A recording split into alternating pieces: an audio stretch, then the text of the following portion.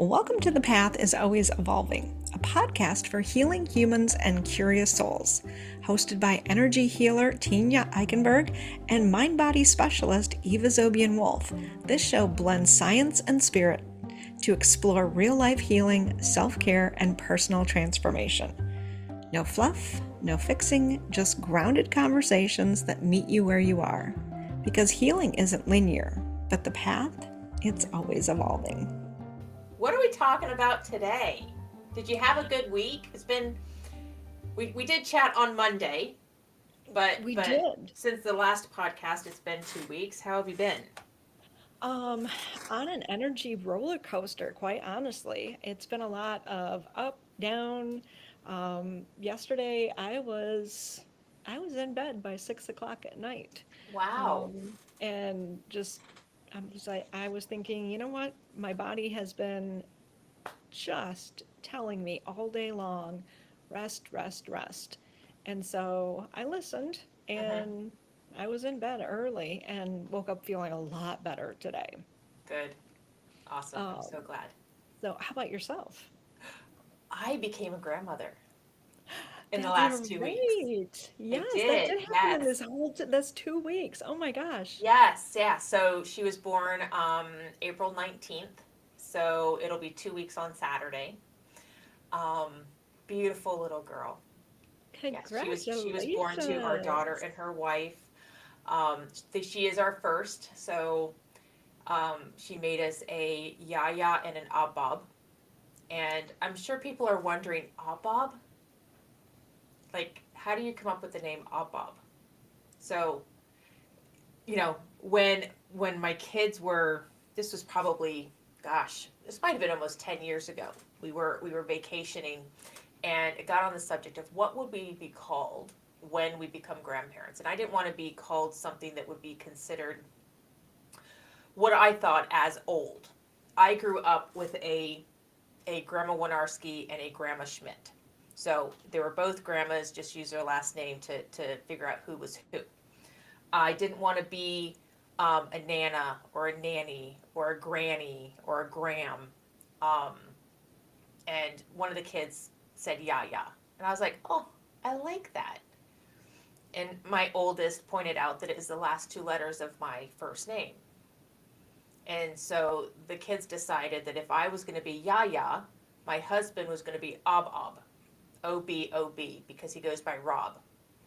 And it just kind of morphed into Abob. Aw, that's So, so cool. yeah, so I'm Yaya and he's Abob. Oh my gosh. I Yeah. love that. What's really cool with that is the kids were involved in the process of that. Yes, and my husband does not care for it. He's like, the grandkids will call me whatever they want to call me, right? They will. However, we're all going to taint the well, right? You want to go see Abob? Look, there's Abob. And the kids, and he is right to a certain extent because the kids are going to hear that and there's going to be a metamorphosis that Right, happens with that. right, right. It could be Bob.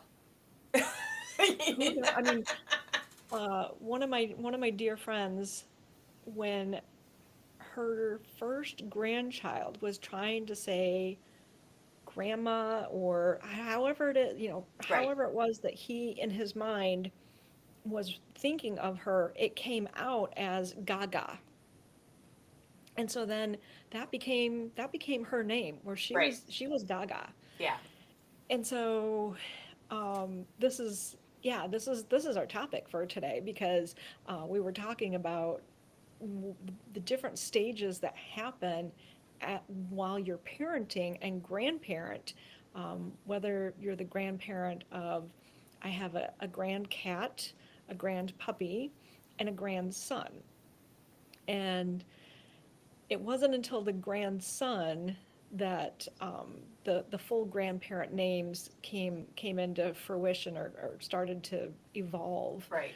um, because for our family we have, well, for my grandson, I should say, there's four sets of grandparents and three great grandparents that are still alive. Oh, wow. And so one of the grandparents had a very deep, passionate feeling about what she was going to be referred to. And she wanted Granny because she had had a granny.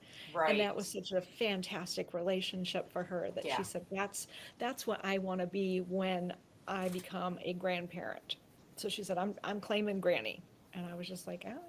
I was just going to leave it up to the kid, and whatever he called me is whatever I became. But okay, sure, if we're picking out names, Right. um, and then I really sat with that one, and I could not figure out for a long time. And then after a while, I was like, I do want it to be slightly different. And I thought, you know what? I want to be Gamma. And when I said that, it was funny because my yoga mentor went, "Oh, you want to be Gamma as in gamma ray?" And I said, That's what popped in my head too. I had "Yes." like Hulk pop in my head. Exactly. And Yeah. that was it.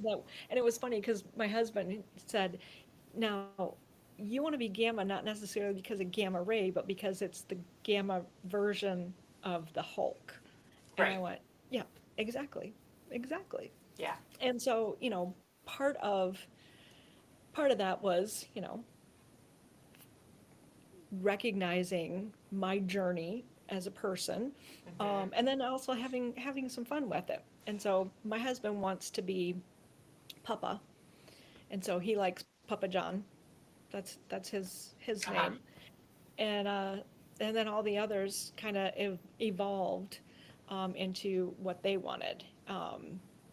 And so uh, it's only been in the last, he's now 3.5. It's only been in the last maybe 8-10 months that he's been able to say gamma. Hmm.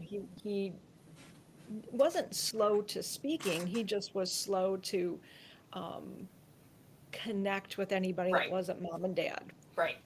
He's a very, very small bubble child. And Yeah. so it's like, okay, it happens when it happens. Yep. Yeah. I think I don't remember what my kids called my in-laws. They're grandmom and granddad.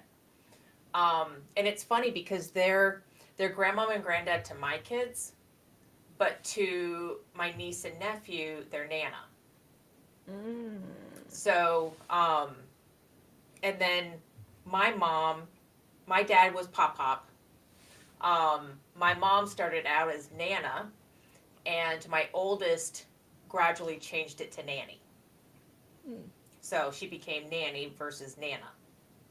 Um, but yeah, the grandkids they're going to connect with you when they connect with you. They're going to call you whatever they want to call you, but it is going to be a version of what they are taught, right? And if you keep correcting them, like I'm sure we kept correcting our kids for grandmom and granddad. There's no way that at 2 years old they were calling my in-laws grandmom and granddad. We just kept correcting them or introducing them every time. Oh, let's go to grandmom and granddad's. We didn't reiterate what they were saying. It's probably why I don't remember what they were called. But yeah, they're going to. That was one thing that. Did you have trouble with him not connecting to you sooner than the last 8 or 9 months? It was just he was very shy. So when I would go to visit, and this is where it was really important, going into what we're talking about today, is being really mindful that not to overstep in Right. what was happening. And Yeah. so one of the things that I really love that's happening in the world right now is teaching kids about they have a voice, that they're able to speak their minds, they're able to say what they want, what they're comfortable with and what they're Right. not comfortable with. Right. um, and so he is very affectionate, and he does love to give hugs, but it's got to be on his timeline Yeah. when he feels comfortable. And so when I'd go to visit, he has been in the, he was a COVID baby, right? And he was born Yeah. with mom and dad at home, and not as many interactions with other people. And so, not to blame it, and I'm not to, in any way to say that, they kept him from people. That's not what I'm saying, even remotely. It's just recognizing that Right. um, he needs time and space to warm up to people. And so, um, and also with the stage of development, his ability to recognize people that aren't in his everyday life, that memory takes a little while. So, I'd go to visit, and it would take a few days for him to warm up, and we'd still interact, but it would take a little, it would take time for him to go, okay, Gamma, come on, let's go do this. We'd Right. sit on the floor and we'd play together.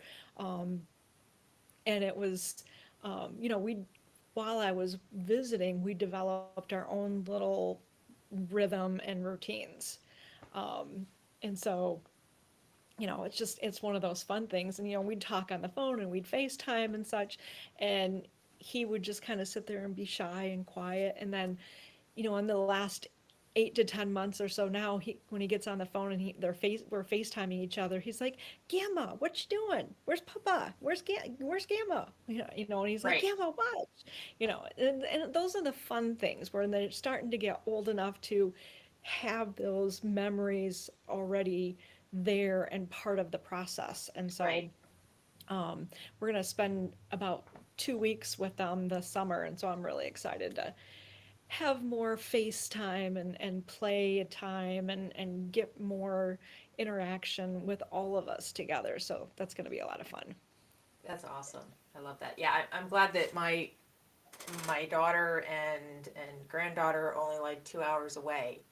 All of my kids are within a 2 hour drive, and so I hope it stays that way for forever. But being a military family, I know um, that isn't always possible, depending on where their jobs take them, where their future family takes them. Because when it comes to your kids getting married and starting to have kids, you now become the extended family, and you start this whole new chapter. So what the listeners probably don't know is that on the day that my daughter went into labor with our granddaughter, our son also moved out, and we became empty nesters.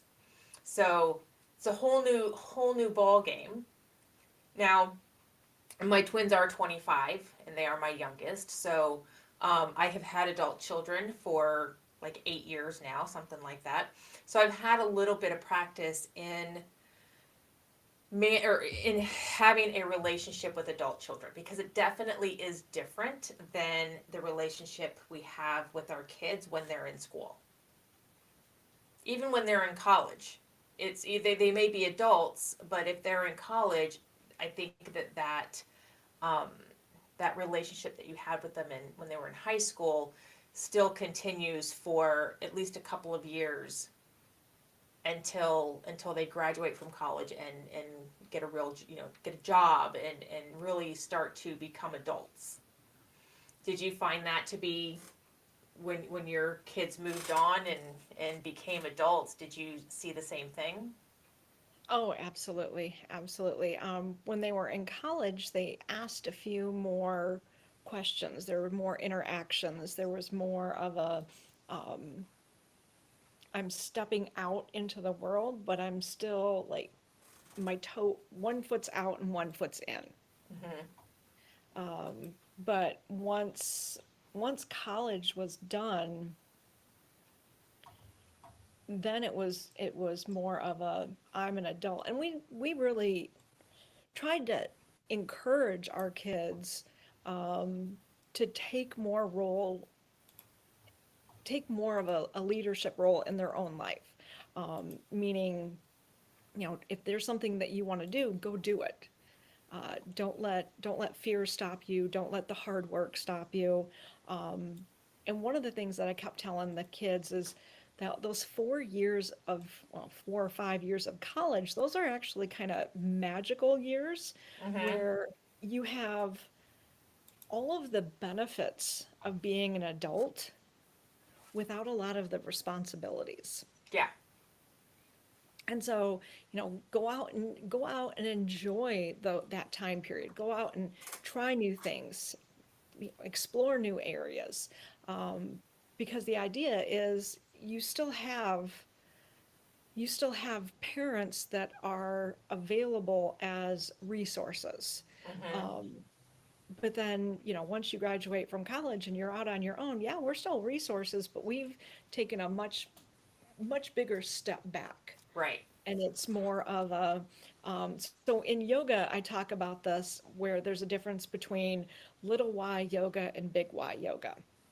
Little y yoga is the practice that you do on the mat. It's the physical practice, it's the stuff that you see in social media, where it's the benefits that you feel physically, you increasing the flexibility, increasing the strength. And the big Y yoga is when you're really looking and you're branching out into all of the 8 limbs of yoga, and you're looking at, how do I interact with people? How do I interact with myself? What are the practices that I'm doing to really deepen my relationship with myself and to have a deeper knowing of who I am, and paying attention to, is this in alignment with my purpose, my Right. passions, my desires, or is this something that I'm doing and it's an obligation to somebody else and not necessarily to me? And we talked about this a little bit the other day, that parenting, you have this big P parent where, the kids are children, and your role is to, you're responsible for everything from food and shelter and clothing to education and love and support and providing experiences and lessons and feedback. But then as they get older, that P starts to become smaller and smaller and smaller, Yeah. to where now you're the small P parent. And, when they move out, especially when they get into a relationship with somebody else, we go from being immediate family to extended family.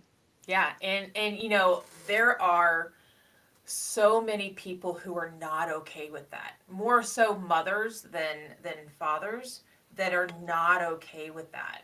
Um, I can remember my own mom not being okay with that when my brother had kids. I don't know if it was so much when I had kids, because I think I relied on her a lot more because I was so much younger when I started having kids.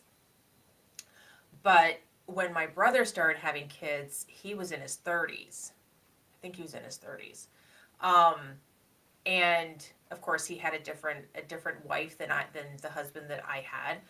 But they were very, um, they were a lot more, I think, more protective when it came to people coming over and germs and stuff like that. And so, you know, my mom wasn't invited over often enough for her, and she had a really hard time with that because it was her grandchild.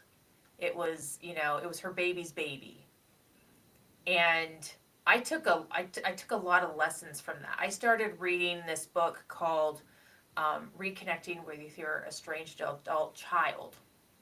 And this was so that I could look at the relationships between my siblings and my parent, or all of us kids and my parents. So I could kind of try to see both sides without having to ask questions of either parties. Um, and what that book did was it also gave me insight as to like how to have conversations and how to have a relationship with my own adult children when they start having kids. Because when your babies start having babies, it really does change the relationship. It does. I don't care what anybody says. It's going to change the relationship. My relationship with my daughter is now she's a mom, and I don't. I can focus on her, but that is where my focus as far as I can love my grandbaby, I can have fun with my grandbaby. But when it comes to raising my grandbaby, that's not my job. That's her Absolutely. job and her wife's Absolutely. job. I'm here for advice if they want advice on something, but it is not my place to offer advice. And this is a very challenging place for people to recognize that shift in relationship.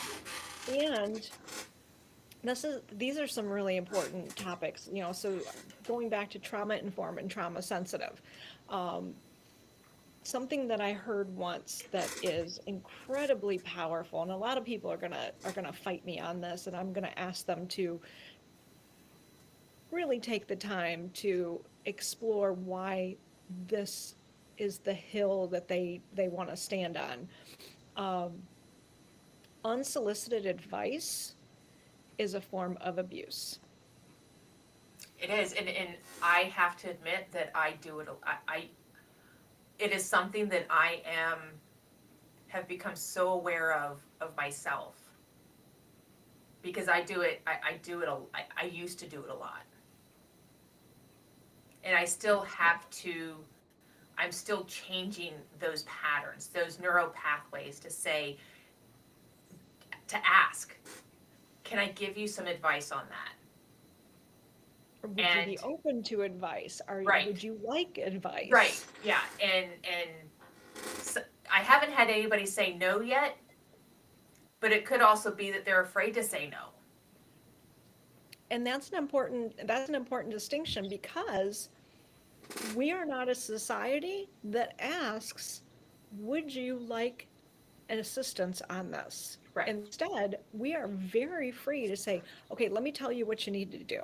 right, And it's yeah, usually in that, very, very specific wording. You need to do this, yeah. or I can't believe you did this. Um, and this is a very this can be a very triggering topic because this is not the world that we lived in. No, no, we were even even as an adult, our parents would often give us advice and unsolicited and um yeah, it is, and it is such a hard thing to get away from, especially when you see someone is hurting so much and you're not used to asking, can I give you some advice? And it just, even this past weekend I was having a conversation with somebody and it just kept coming out and I couldn't stop it.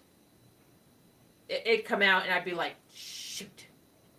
But the thing is when you see that happening, when you, because again, like this is a challenge for me as well, too. All of us, this is not the way that we were raised. This is Right, not the environment that we were in for a long time. And so having that, one, developing that awareness that it's happening, that's the first step. That's how we create those new pathways in the brain. yeah, And then from there, look at the person and say, oh, okay, my bad.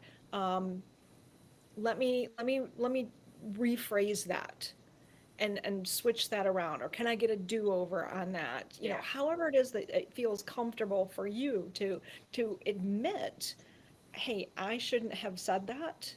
Let me rephrase that differently. yeah, um, because again, coming back to yoga, there's a principle of non-stealing, and this is our interactions with other people.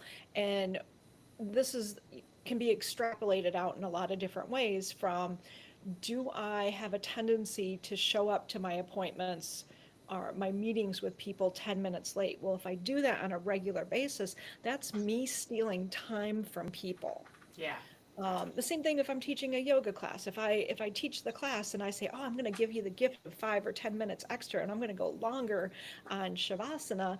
Well, I didn't give them a gift. I stole 10 minutes from them, because what if they had an appointment right, and they needed to leave class on time, and they right, planned their day with, I'm leaving class at this time. yeah, So I didn't ask for that permission. And so this is a very similar thing, that when we give advice without asking,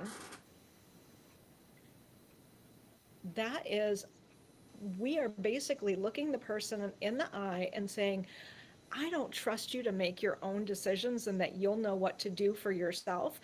I know much better than you do Yeah, how you should handle this situation.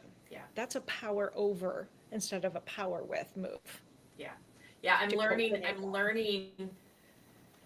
It's actually easier for me not to try and offer my kids unsolicited advice versus offering friends unsolicited advice, because I look up to my in-laws in that sense, because my in-laws never gave us unsolicited advice.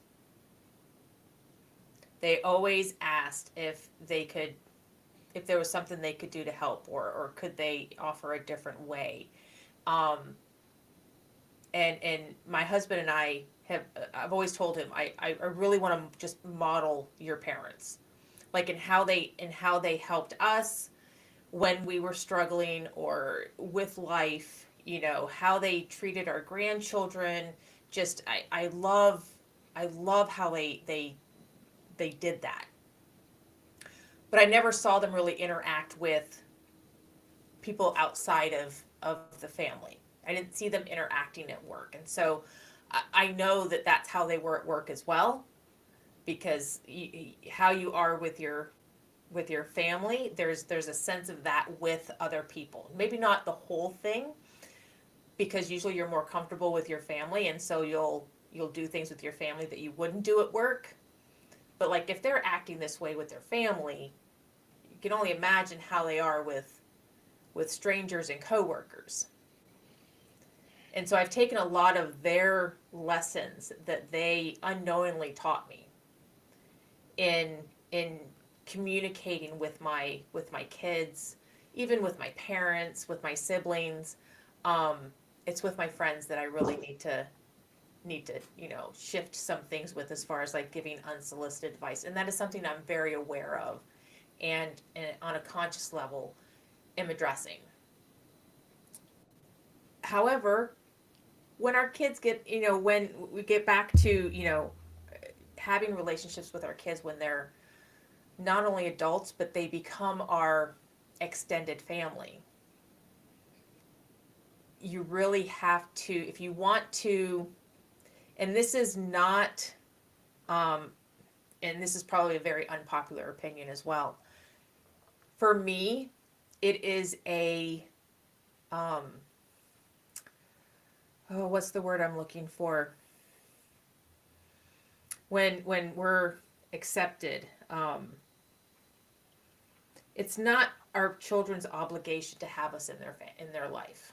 Mm, that is a very important distinction. Right? It is not their obligation to accept us into their life. Our job as parents is to raise them to be productive adults of society, right? To be kind, to be compassionate, to be generous on some levels, but not all. But it's to give them the tools so that they can fly the nest and have their own families, and eventually become grandparents themselves, and just carry on that lineage. It is not, there is no obligation there to them to keep us in their lives. They didn't ask to be born, in a sense, And right? this is, yeah, absolutely. And the, well, um, actually in Vedic astrology and a lot of that, they did actually choose to be born at that particular Yeah, time, and they chose us. right. That's what I Um, meant by they didn't really, but on the conscious level, yes, absolutely, right? absolutely. They didn't choose to come into this life. They didn't, we chose to have children Right, as a human. absolutely. And the thing is that, and I totally agree with what you're saying, because part of their role and responsibility as an adult for their own mental health, for their own mental, spiritual, emotional health, their role is also to establish healthy boundaries. Mm-hmm. And I think I talked to you about this the other day, where I said our daughter is graduating from school next May, and the school where she is graduating from is in a very small town in West Virginia, and there's one hotel, and the whole area is very, very rural. And so when we had talked to her and her boyfriend the night before, they had talked about getting a large Airbnb and all of us converging together in that large Airbnb to, eat meals and spend time together. Because again, it's a small town, so there's Right. only, I think, like 3 or 4 restaurants, and everybody is going to be looking for spaces to eat out. And the nearest large city is about an hour away. Wow. And so she had said, yeah, we'll get the Airbnb, and then whoever wants to stay can stay. And then probably about an hour later, she had texted and said, just kidding, we're going to get a small studio in town. Everybody is on their own to find their own place to stay. And I thought, wow, I'm so proud of her for saying that. Because at first, I was like, wow, she's going to take on that responsibility. Not only is she having to do her 4th year in another state where she's doing a lot of rotations, and she's having to set that schedule of rotations and then travel back to West Virginia for the graduation and all the things that are Right. involved in that. I'm like, that's a lot for her to take on.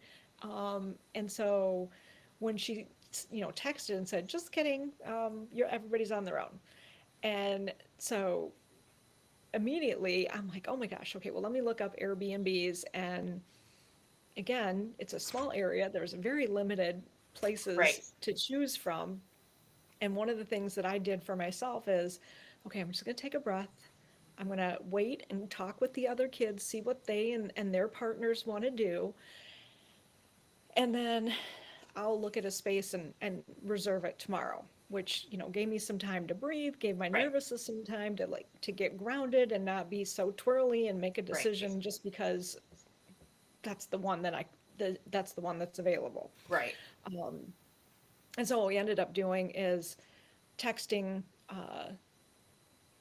my son and his wife and saying, okay, we've got a pet friendly, kid friendly house that we're renting. If you're coming to the graduation and if you want to stay with us, there is space for you there. And then I sent them pictures of the one that I picked out, and they're like, oh, well, that's fantastic. Well, in the fact that there's a kitchen, Right. that all of us can make meals and sit and have fun together. Um, that's gonna be good. But I was so proud of my daughter for putting that boundary there and saying, okay, I did say that we were gonna do this, but I changed my mind. Right. Yeah. And so she has a space. She and her boyfriend have a space that they can be by themselves when she needs to decompress, Right. and then she has a space to hang out with us when she wants to. Yeah. Yeah. Talking about boundaries with your adult children, setting up boundaries. When my daughter was pregnant, we had asked, what are your plans with the hospital? Because we weren't sure. Because they're a very private couple. They're very introverted, and so I did not want to ask them to do something they weren't comfortable with. And one of the things that they did not or were not going to do is they were not going to have anybody come to the hospital after she was born. They weren't even sure if they were going to let anybody know that they were going to the hospital. And that really kind of hit a nerve with me. Say more. Because my baby's having a baby. I want to be there because that's what I've been told I'm allowed to do. Right? And so it took me some time to really be okay. I mean, it took me a lot longer than I thought it would to really just kind of be okay with it.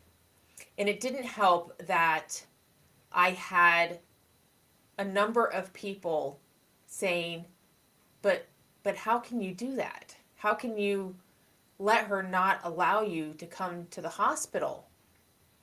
And I was like, well, it's not So like I don't you're the want to victim of the go. scenario here. Right. It's not like I don't want to be there, but it's I'm not the one who's having the baby. Bingo. Of course I want to be there. Of course I'm a little hurt. My mama ego's a little hurt that I'm not being asked to be there. But And the thing is that the responsibility of your daughter to assuage your mama ego? no, no, it's not. Absolutely not. Because And that's a you issue, not exactly, a your exactly. daughter issue. And I kept putting it back on myself because I wasn't going to I I didn't even want her to know that it hurt my feelings that she didn't want us there. That you know, that my daughter-in-law didn't want her parents there. It, I didn't even want her to know that. I don't even know if she knows that. And if she's watching Well, this, ignore it. Ignore it, and here's again, your feelings are valid, so it is okay for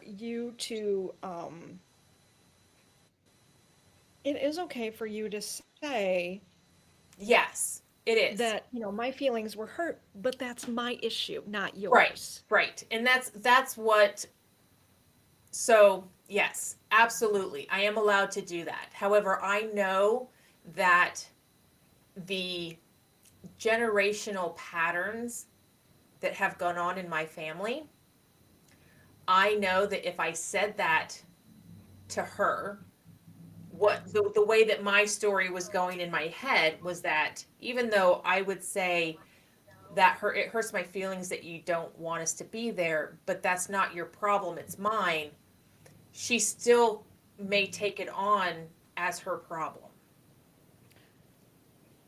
And okay, and so this is where being a trauma informed yoga therapist, where this is a lot of the distinctions that this is a great place for us to unpack a few things.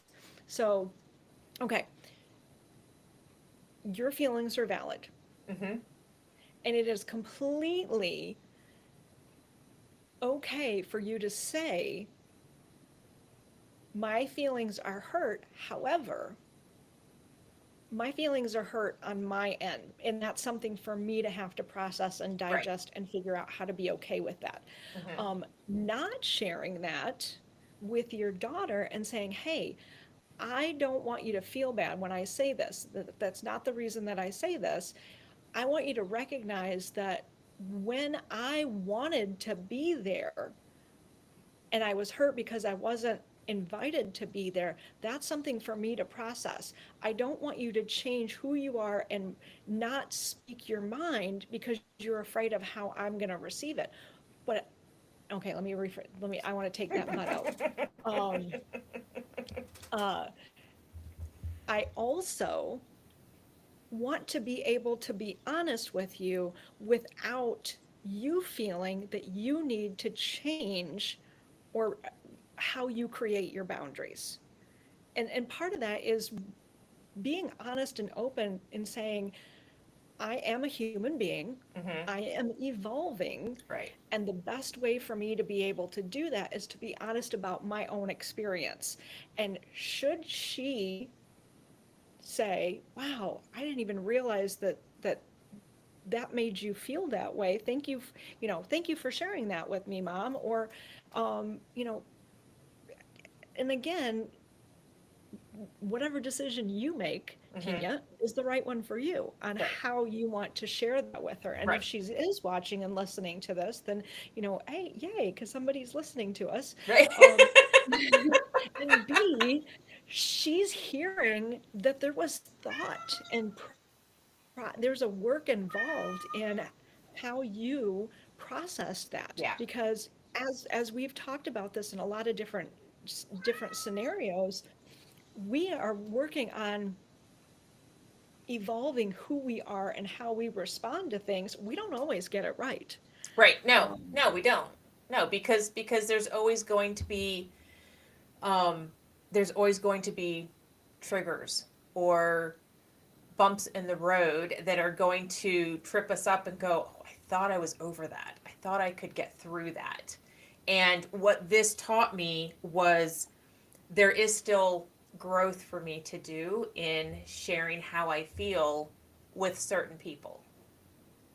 Absolutely. Because again, one of the things that you and I have both done is looked at the way in which our parents interacted with us, decided how that affected us and what we wanted to be, which areas that they showed us did we want to be like them, and which areas did they show us where we went, no, I that's definitely Right. not how I want to be.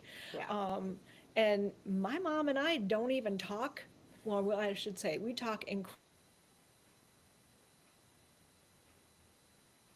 rarely, because there were so many boundaries that got massively overstepped.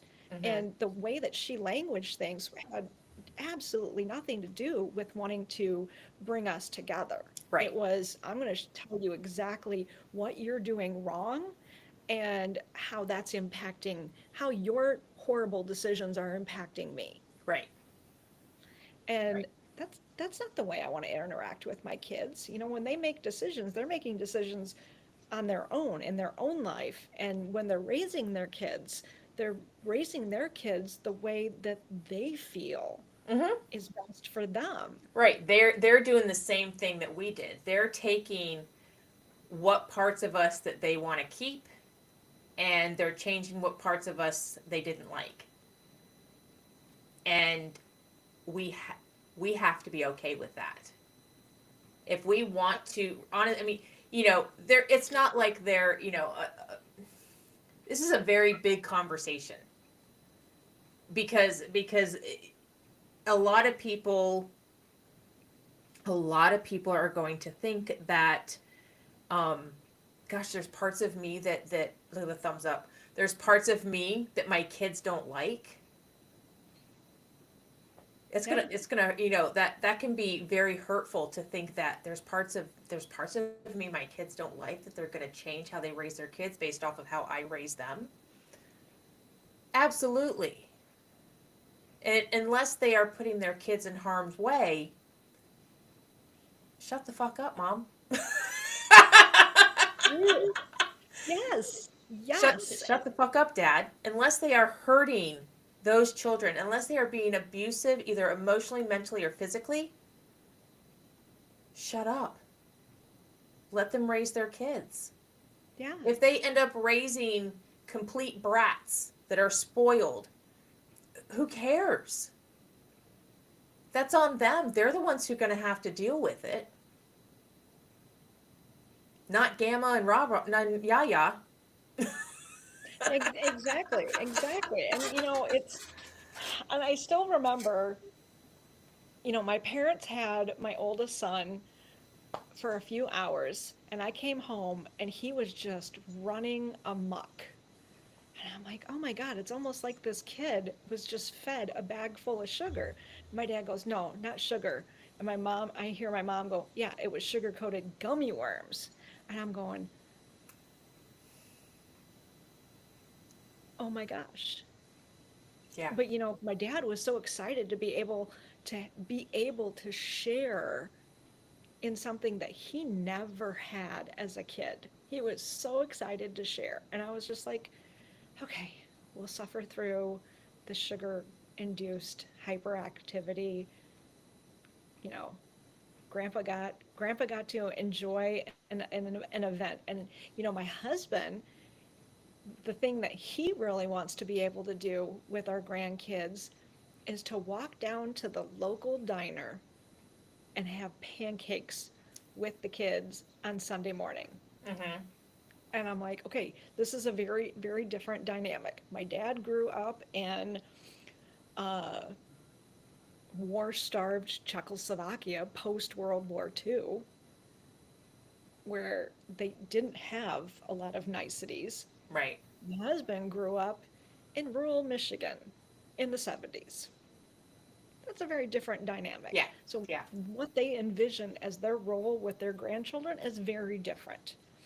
And me, I'm like, I want to get down on the floor and I want to play with blocks and toys and, you know, read books and have Mm-hmm. do science experiments. Those are the things that, go to the beach, go on walks, go Right. for bike rides. Those are the things that I'm looking forward to with my grandkids.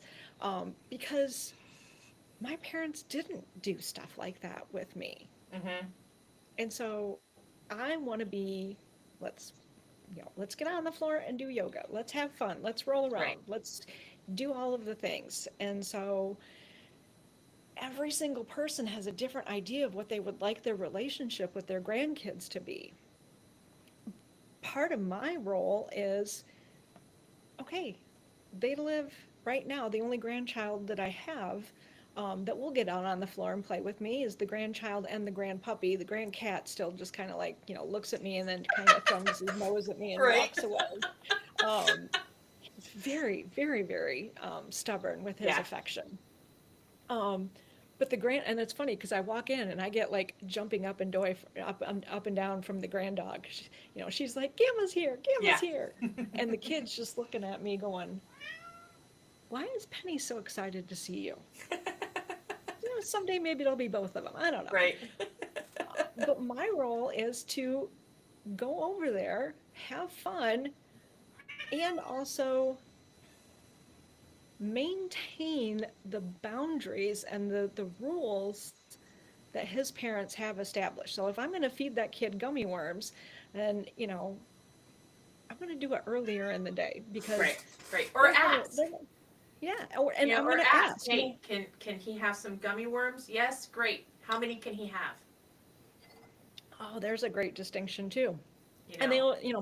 my daughter-in-law and my son are going to laugh because they're going to be like, oh, well, we know that they're organic, probably juice flavored Right. gummy worms. And so they're going to, they're like, yeah, okay, whatever. Yeah. In all of this, and then, that's a distinction. I don't just buy presents and send presents to them. I will text and say, hey, I'm buying this. Does this sound okay? Or what does he want for Christmas? What does he Yes. need for Christmas? Right. And they'll send me pictures and say, this would be really great for him to have. All right, cool. Yep. Because Yeah. then I I'm had going my to I have had and my know what he kids enjoys. do an Amazon list for Christmas because I gift giving is I love getting gifts. I love giving gifts. But I am the type of person that if you give me a gift that I'm not going to be able to use, it's going to be put in a closet or it's going to be given away because I don't like to collect a lot of stuff. And this has been a really cool thing, and I'm trying to figure out how to extrapolate this out to the grandkids. So when the last child moved off to college, we downsized significantly. We went from a 2,500 square foot house to a 1,000 square foot house. Mm-hmm. And a lot of what we had, we put into storage and said, okay, if we need this and we use it in the next year, then we keep it. And if we Right. don't, then it's getting moved away. It's getting disposed of or recycled or donated, whatever. And so the kids started doing this where when we met up with them, they would take us out for a meal or they Mm-hmm. would take us out for a drink. My daughter started doing this that when she came home from college, she's like, can a broke ass college student take you out for a beer? And I was like, absolutely. I'll let you buy the first round and then after that it's on me. Right. And she's like, perfect. She's like, having, you and I being able to sit down, have fun, and I'm paying for one of your drinks.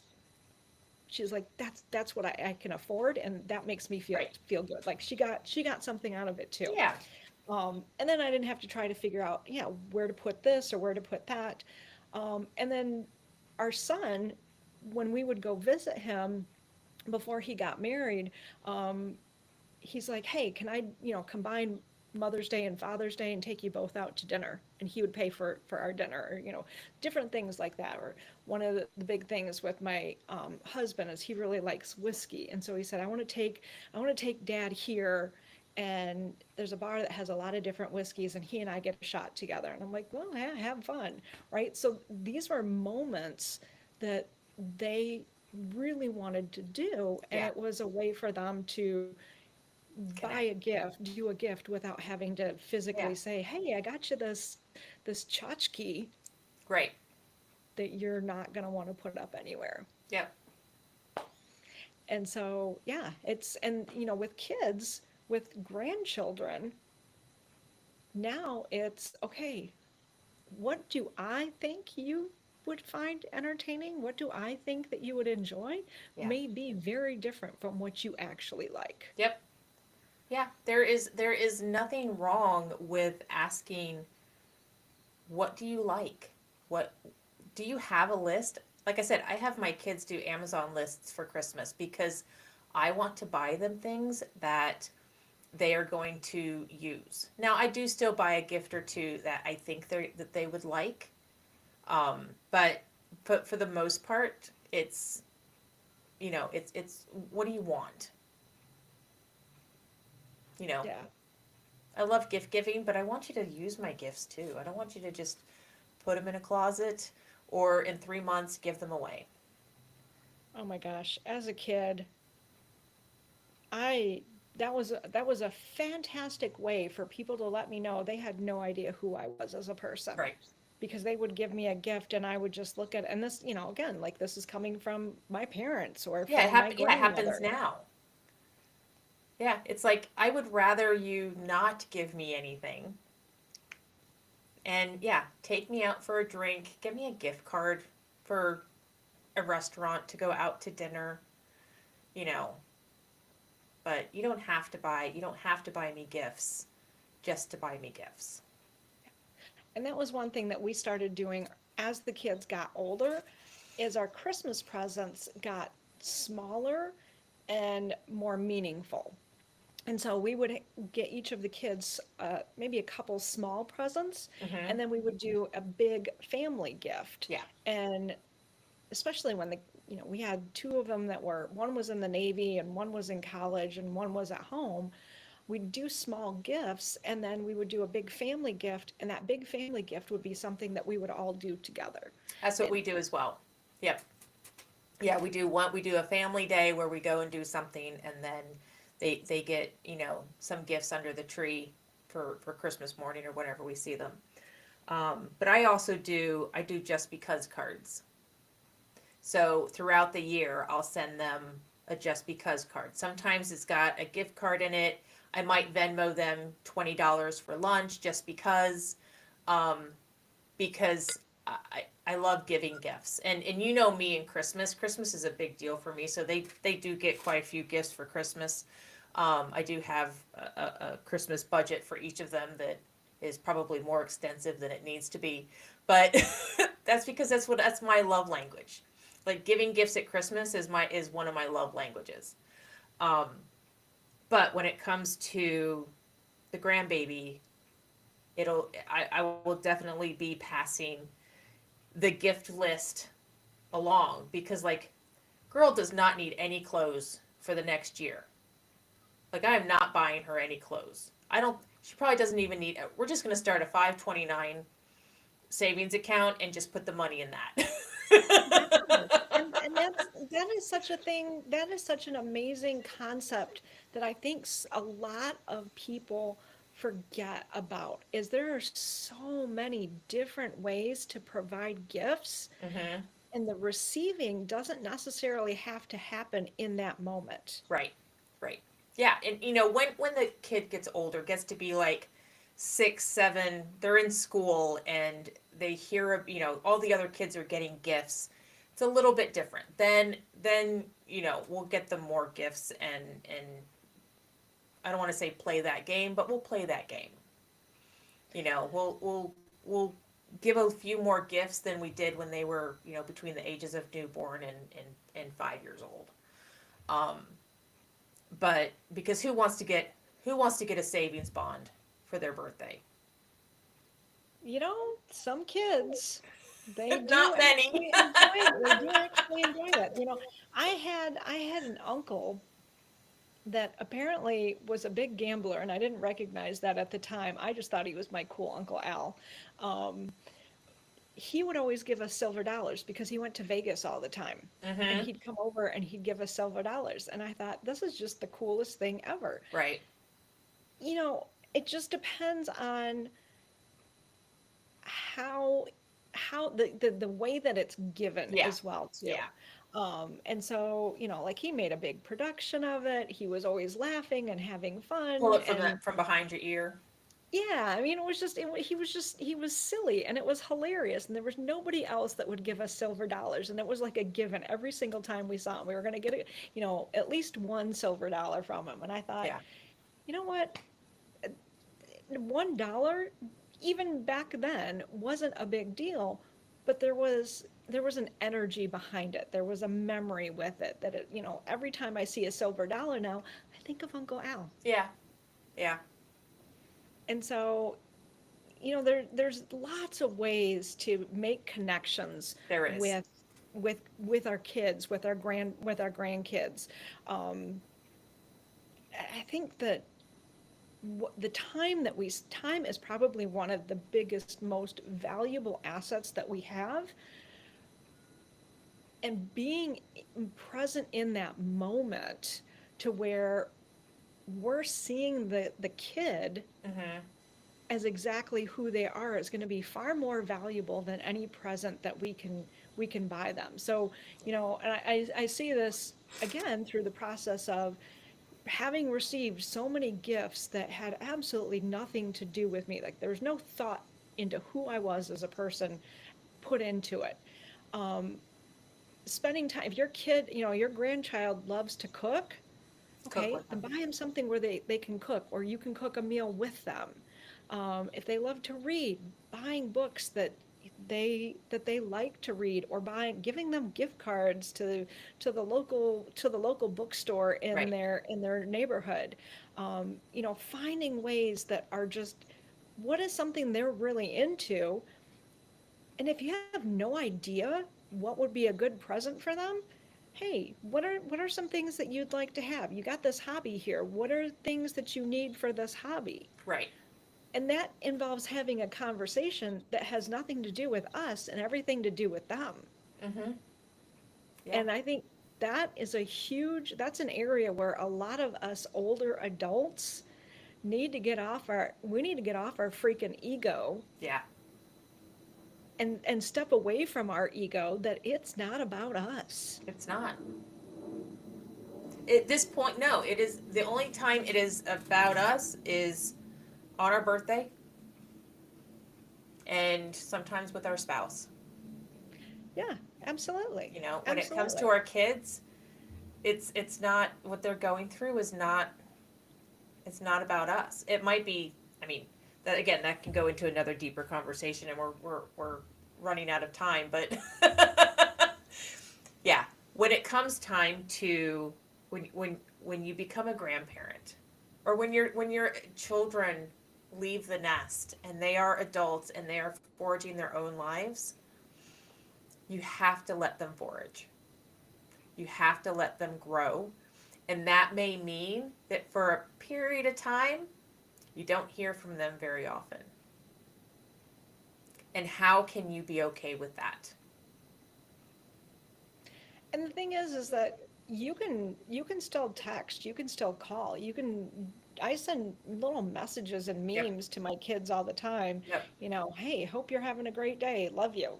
Yep. And they may respond and they may not respond because they're out living their own life. Right. I would love to continue this conversation on the next episode, going into how do you foster a relationship with your adult children. Because again, I think we have a little bit different perspectives because you've been an empty nester longer than I have.